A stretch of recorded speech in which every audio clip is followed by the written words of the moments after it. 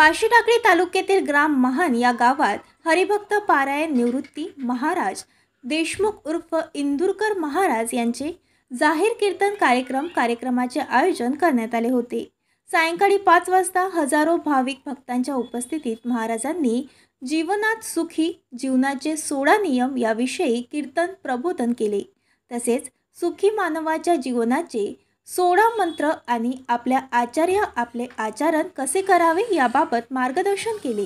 त्यावेळी महानगरातील न भूतो न भविष्य हा कार्यक्रम सरपंच सुनील ठाकूरकर आणि जिल्हा परिषदचे माजी बांधकाम सभापती सम्राट डोंगरदिवे यांच्या सहकार्याने आयोजित केले।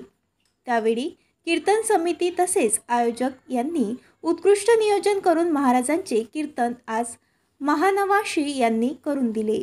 त्यावेळी दिगंबर मनसे यांनी आपले 10 एकर शेती ही कार्यक्रमाकरिता उपलब्ध करून दिली।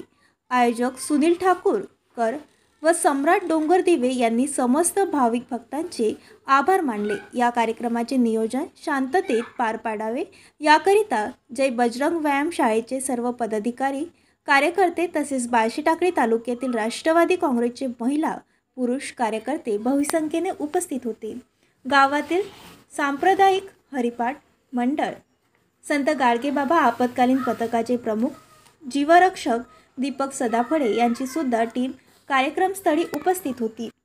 या कार्यक्रमाची चोख बंदोबस्ताची जबाबदारी पिंजरचे ठाणेदार गंगाधर दराडे व त्यांचे सहकारी यांनी चोख पोलीस बंदोबस्त तैनात केला होता।